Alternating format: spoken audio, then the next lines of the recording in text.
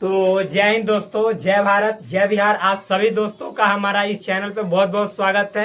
यदि आप चैनल पे नए हैं तो प्लीज़ भाई को सपोर्ट करो और फिर वीडियो देखने के बाद अच्छा लगे तो वीडियो लाइक करो और अपने दोस्तों के बीच शेयर भी अवश्य करो, क्योंकि जब आप करोगे शेयर हम पूरे दिल से करेंगे आपका केयर। तो चूंकि हम सेट थ्योरी पढ़ा रहे हैं और सेट थ्योरी में हम उन सभी सवालों को हल कर रहे हैं जिसका इस्तेमाल हमारे दैनिक जीवन में होता है।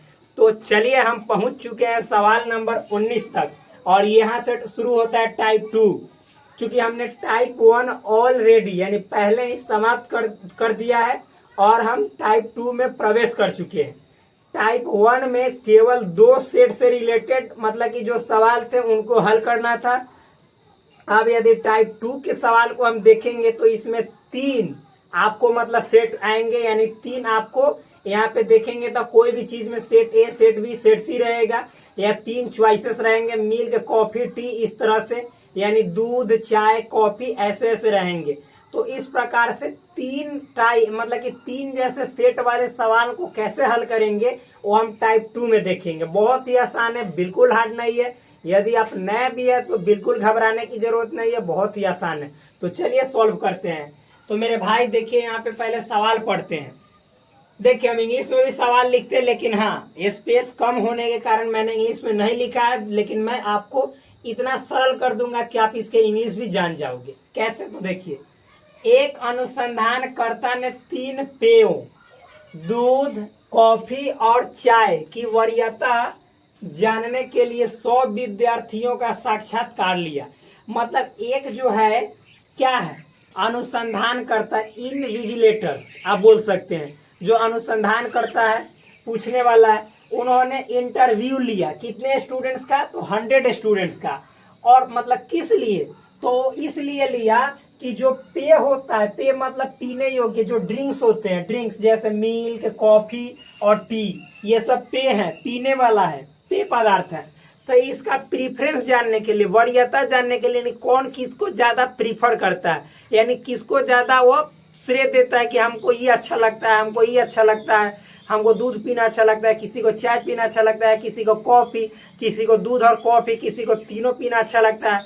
तो इसका प्रीफरेंस जांचने के लिए 100 स्टूडेंट्स पे उसने इंटरव्यू किया। आगे देखिए, उन्होंने सूचित किया कि 10 विद्यार्थी 3 पेयों मिल्क, कॉफी, टी, मतलब उन्होंने फिर उसके बाद रिपोर्ट दिया, बताया जो इन्विजिलेटर्स था, जो मतलब कि इंटरव्यू ले रहा था, कि 10 लोग यानी 100 में 10 ऐसे स्टूडेंट्स हैं जिनको मिल्क, कॉफी, टी यानी तीनों अच्छा लगता है, तीनों पीना पसंद करते हैं और तीनों को मतलब कि अच्छा लगता है, मतलब अच्छा उसको मानते हैं, यानी अच्छा पे उसको समझते हैं। 20 मिल्क और कॉफी, 20 स्टूडेंट्स उनमें से ऐसे मिले जिनको मतलब दूध यानी मिल्क और कॉफी दोनों पीना अच्छा लगता है। 30 स्टूडेंट्स ऐसे थे जिनको कॉफी और चाय, टी दोनों पीना अच्छा लगता है। और 25 ऐसे मिले उसमें जिनमें मतलब कि देखा गया कि 25 में मतलब कि मिल्क और टी यानी चाय दोनों को पीने की जो है सो चाहत ज्यादा है, यानी उसको वह वरीयता देते हैं, यानी अच्छा मानते हैं। 12 केवल मतलब मिल्क, और उनमें से 12 ऐसे थे जो कह रहे थे कि हमको सिर्फ दूध ही अच्छा लगता है और दूध को छोड़कर दूसरे चाय, कॉफी अच्छे नहीं लगता है। उसमें से मैं भी एक हूँ, ना तो मैं चाय पीना पसंद करता हूँ, नहीं coffee. Only I want to what drink milk, I always prefer milk, not coffee, not tea, मतलब कॉफी टी हमें अच्छा नहीं लगता है, ये मेरा चॉइस है। 5 केवल कॉफी, मतलब 5 ऐसे उसमें स्टूडेंट मिले जिन्होंने केवल कॉफी पीना पसंद किया और 8 केवल टी। देखिए हमारा यहाँ पे वोटिंग जीत हुआ, 12 मिल्क वाले मिले हैं, कम नहीं है, बहुत ज्यादा, इतना ही में 8 केवल उसमें टी वाले मिले, चाय वाले। अब देखिए वेन आरेख के प्रयोग से, यानी आपको वेन आरेख का यूज करके ज्ञात करना है, फाइंड आउट करना है। क्या करना है? कितने विद्यार्थियों ने तीनों में से कोई नहीं लिया था, यानी how many students had neither क्या मतलब कि टी नॉर कॉफी, फिर उसके बाद एंड नॉर मिल्क, मतलब कोई भी ना, मतलब वो प्रीफर नहीं करता है, had not to prefer what coffee, tea and milk, यानी कोई उसको अच्छा नहीं लगता है। ना तो चाय अच्छा लगता है, ना कॉफी अच्छा लगता है, ना दूध अच्छा लगता है। तो आपको निकालना है कि कितने स्टूडेंट्स हैं जिनको तीनों में से कोई अच्छा नहीं लगता, ये निकालना है। ठीक, तो चलिए, और यूजिंग मतलब किसका यूज करना है, तो वेन आरेख का। तो भाई मेरे बहुत ही आसान है, इसका हम सॉल्यूशन यहाँ पे शुरू करते हैं। सवाल आपको समझ में आया होगा कि मतलब एक अनुसंधान करता है, यानी जांच करने वाला पहुंचा और जांच किया 100 विद्यार्थियों पे, किसको क्या अच्छा लगता है, किसको चाय अच्छा लगता है, किसको दूध अच्छा लगता है, किसको कॉफी, कितने को तीनों अच्छा लगता है। तो वो रिपोर्ट दिया कि इन इन लोगों को मतलब इतने इतने संख्या को चाय कॉफी अच्छा लगता है, इतने को मतलब कि तीनों अच्छा लगता है, इतने को केवल दूध और कॉफी अच्छा लगता है। तो वो सब रिपोर्ट दिया। अंत में आपसे पूछ रहा है कि कितने ऐसे थे उसमें जिसको कुछ नहीं अच्छा लगता है। तो चलिए हम सॉल्व करेंगे। तो देखिए यहाँ पे लिख लेते हैं कि लेट, लेट क्या, बस ऐसे ही फ्रॉम क्वेश्चन, फ्रॉम क्वेश्चन,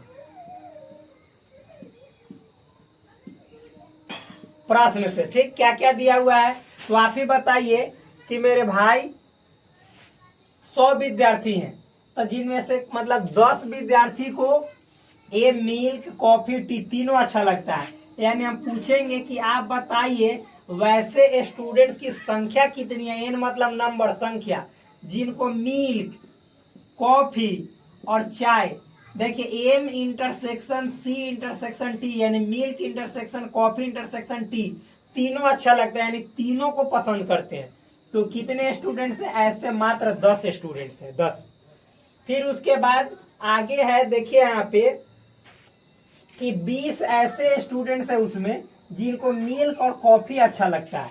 तो हम यहाँ पे लिखेंगे क्या कि वैसे स्टूडेंट्स की संख्या कितनी है जिनको मिल्क यानी एम और C intersection C, milk intersection coffee, ये दोनों अच्छा लगता है। तो ऐसे कितने हैं, 20, 20 हो गए। समझ में आया ना। यानी देखिए मेरे भाई बतला दे रहे हैं, इंटरसेक्शन का मतलब कॉमन, यानी जो दूध भी पीना पसंद कर लेते हैं, चाय भी पीना पसंद कर लेते हैं, वैसे 20 स्टूडेंट, ये मतलब होता है। और देखो जिनको जो मतलब दूध भी पीना पसंद करते हैं, कॉफी भी और चाय भी, वो 10 है। तीनों पीना पसंद करते हैं, वो 10 है। तो इंटरसेक्शन का मतलब होता है कॉमन। समझ में है ना, कॉमन यानी हमको ए भी अच्छा लगता है, बी भी अच्छा लगता है, ये बात कर रहे हैं। फिर ये सब तो ऑलरेडी पढ़ाए हैं, आप हमारा पीछे के क्लासेस देखेंगे तो 1% भी डाउट नहीं होगा। ये सब कॉमन चीज है, सिंपल चीज है, आसान है। आगे देखिए 30 ऐसे स्टूडेंट जिनको कॉफी और चाय पसंद है। तो यानी नंबर कितने हो गए कॉफी और चाय वाले में, कॉफी अब इंटरसेक्शन टी, तो कितने हो गए, 30। तो यहाँ पे 30। अब आगे क्या है, 25 मिल्क और टी है। तो यहाँ पे 25 हम लिखेंगे मेरे भाई, 25 क्या, 25 यहाँ सॉरी 25 क्या लिखेंगे, मिल्क और टी, मिल्क इंटरसेक्शन टी 25, इतने हैं। अब देखिए मिल्क इंटरसेक्शन टी है, वेरी नाइस। 12 केवल मिल्क है, केवल मिल्क। तो देखिए जहां पे आपको केवल मिल्क आ जाए तो मैं आपको एक बात सबसे बेहतर बताता हूं, सबसे बेस्ट बात बताता हूं कि मेरे भाई आप इस तरीके से लिख के बनाइएगा तो आपसे बड़ा मूर्ख मतलब कि ऐसे सवालों को हल करने वाला कोई नहीं होगा। इसलिए हमने ये लिखा है ताकि आप ऐसी गलती अगले बार से न करो। तो जब भी 3 सेट वाले सवाल आ जाए, आंख मूंद कर उसका हम वेन आरेख यहाँ पे कह रहा है, और ये नहीं भी कहता ना तो विदाउट वेन आरेख के हम सॉल्व भी नहीं करते, क्योंकि वेन आरेख से जब सॉल्व करते हैं तो सवाल जो है सो चुटकियों में हल हो जाता है। तो जब भी 3 सेट वाले सवाल डेली लाइफ से रिलेटेड जो सेट थ्योरी के आते हैं उनको हल करने के लिए वेन आरेख का इस्तेमाल बहुत ही जरूरी होता है। आप खुद बोलेंगे कि वाह क्या बात है, बहुत ही आसान तरीके से ये बड़े से बड़े सवाल को हमने कर डाला, देखिएगा। तो चलिए यहाँ पे हम वेन आरेख बनाते हैं। तो वेन आरेख बनाने का नियम बहुत ही जल्दी बताया, बहुत ही अच्छे तरीके से पीछे के क्लासेस में हमने बताया है। देखिए ये मतलब आयत चित्र बनाया जाता है। आयत चित्र से किसको सूचित किया जाता है, तो यूनिवर्सल सेट को, इसलिए यहाँ पे हम यू ऐसे लिखेंगे। U refers to universal set, U stands for universal set, यानी यू का मतलब यूनिवर्सल सेट, सार्वत्रिक समुच्चय या समष्टीय समुच्चय होता है। आगे देखिए जो सबका सुपर हीरो होता है, सबका सुपर दादा होता है, कितने सेट है? 3, मिल्क वाले, कॉफी वाले, चाय वाले। तो देखिए इसका फिगर कैसे ड्रॉ किया जाता है। ये मान लीजिए मिल्क है, ये आपको कॉफी है और ये आपको टी है। तो मेरे भाई मिल्क के लिए एम, कॉफी के लिए सी एंड चाय के लिए टी। इतने हो गए। बहुत ही नॉर्मल है, आसान है, हार्ड नहीं है, बिल्कुल आसान है। अब देखिए अब यहाँ पे तो ये वाला जो हमने ऐसे लिखा है, तो जहां पे केवल तेवल आएगा तो यहाँ पे आपको प्रॉब्लम करेगा, इसीलिए हमने इस मेथड से बनाना उचित नहीं समझा। बनेगा तो हर एक मेथड से, बट स्टूडेंट्स को सबसे अच्छा मेथड बताओ ताकि वो कभी भी सवाल को छोड़े ही नहीं। तो इसीलिए ये वाला जो है सो लेंदी हो जाएगा, बड़ा सा जाएगा, इसीलिए मैंने इस यानी चित्र वाला वेन डायग्राम वाला जो मेथड है इसका सबसे बेस्ट रूप में सहारा लेकर आप सभी को हल करके दिखाएंगे। देखिएगा कैसे। तो इसको मिटा देते हैं।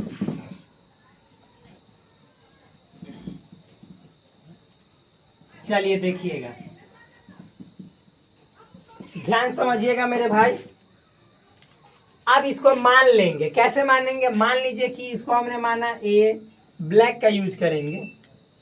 इसको मान लेंगे ए, ई वाला बॉक्स को, इसको बी, इसको सी, इसको डी, इसको ई, इसको एफ, इसको जी। जितना बॉक्स है सबको हम मान लिए। ठीक, इतना समझ में आया।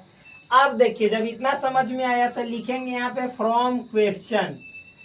फ्रॉम क्वेश्चन, बात वहीं से शुरू होगा, प्रश्न से ही, प्रश्न से ही, क्योंकि ये सब हम अपने मन से नहीं लिख रहे हैं, सवाल में दिया हुआ है क्या क्या।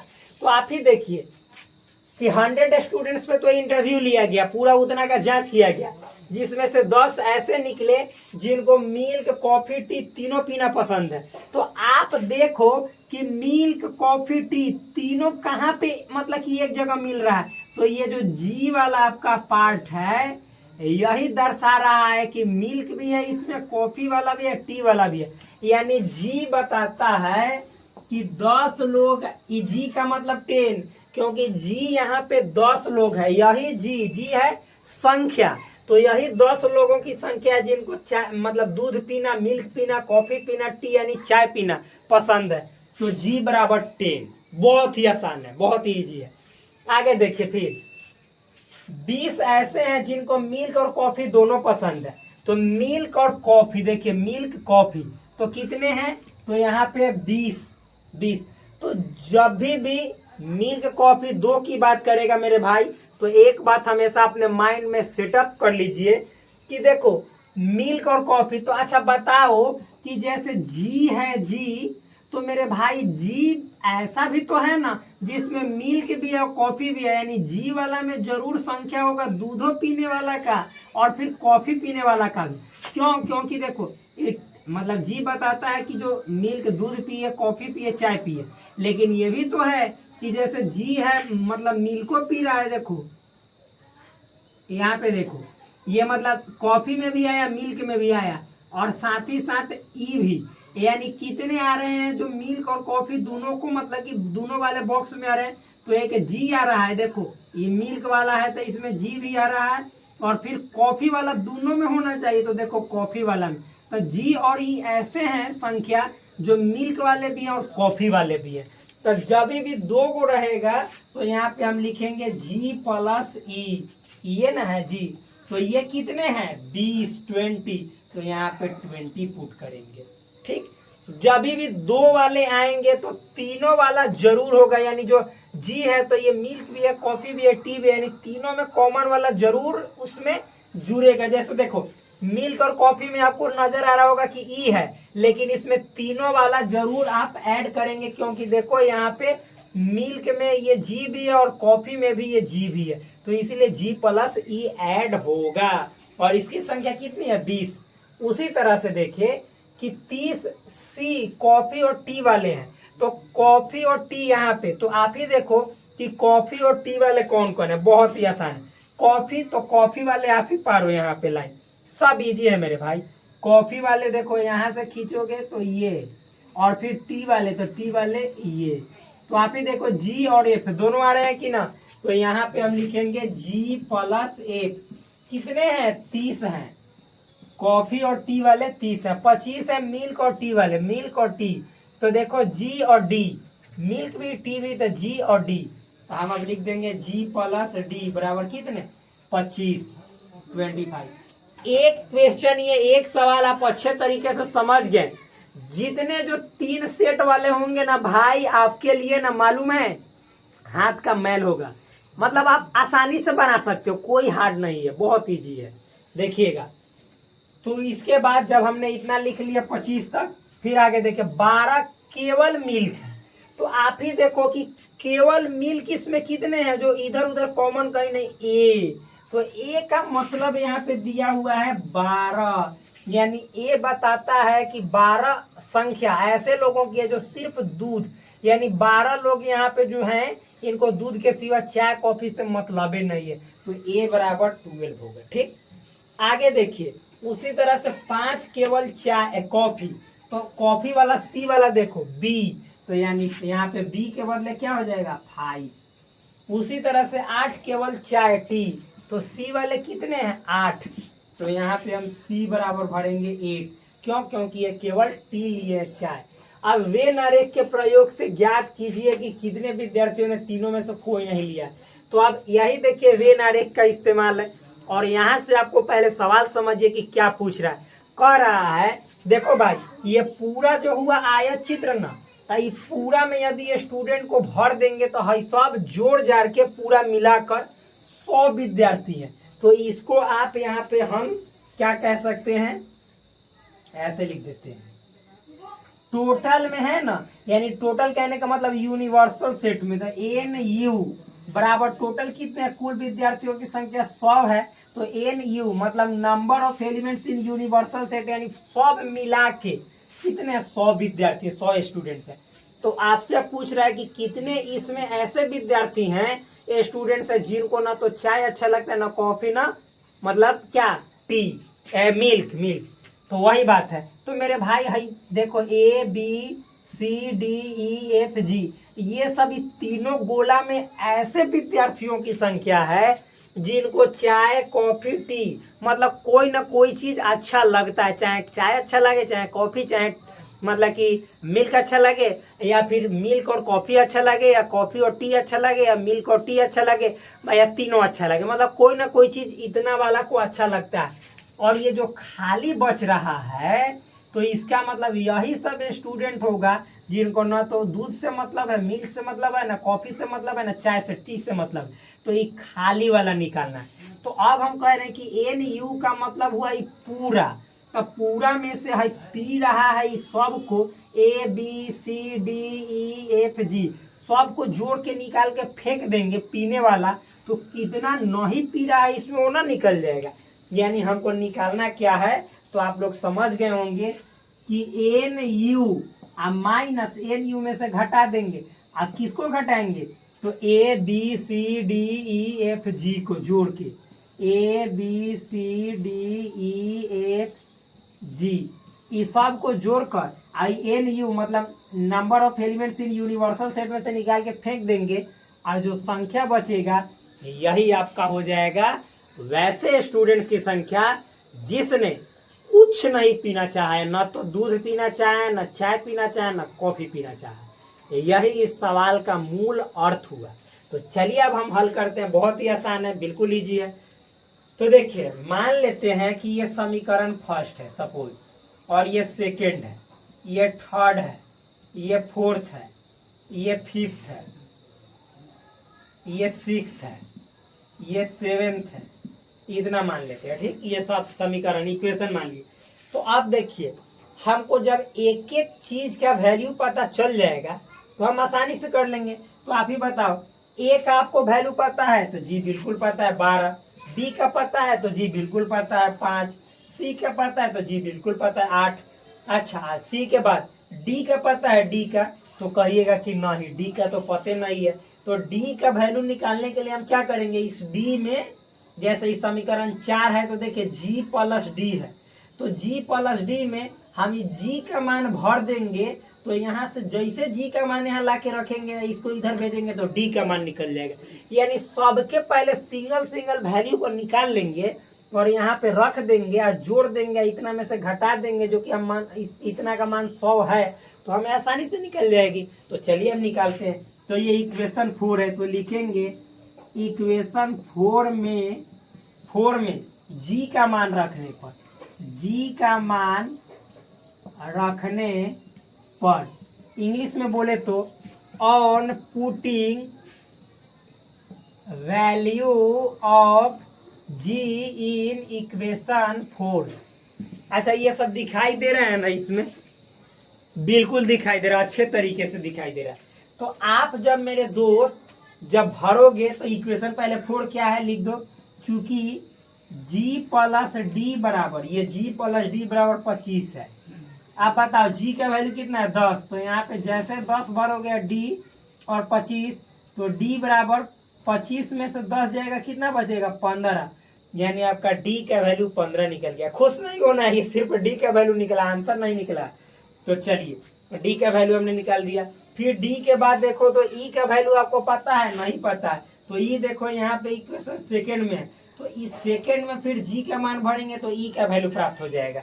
तो मेरे भाई हमने एक बार ये इतना लिख दिया, तो मेरे पास स्पेस नहीं है, जगह नहीं है, तो आप हम जब लिखेंगे तो इसका मतलब समझ जाइएगा मैं यहाँ पे लिख रहा हूँ।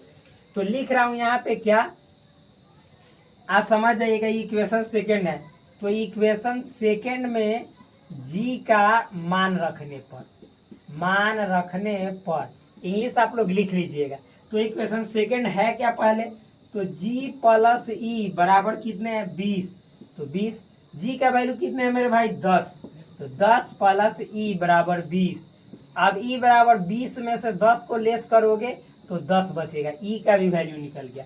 अब बचा है किसका वैल्यू, एफ का निकालना, जी का तो पता है, तो इसी तरह से एफ के लिए हम इक्वेशन थर्ड में जाएंगे, तो लिखेंगे इक्वेशन थर्ड में जी का वैल्यू रखने पर, जी का मान रखने पर तो आप ही बताओ कि इक्वेशन थर्ड है क्या, तो जी प्लस एफ बराबर 30। तो मेरे भाई मैं यहाँ पे लिख रहा हूँ जी प्लस एफ बराबर 30, तो जी का वैल्यू कितना है 10। तो अब हम देखो यहाँ पे 10 नीचे न भर के आप लोग अपने कॉपी में भर लीजिएगा, हम डायरेक्ट यहाँ पे एफ बराबर लिख दे और जी का वैल्यू 10 रख के इधर जाएगा तो 30 में से 10 जाएगा तो 20, तो एफ का वैल्यू हमको 20 प्राप्त हो गया। तो आप लोग नहीं लिख सकते, लिख सकते बिल्कुल।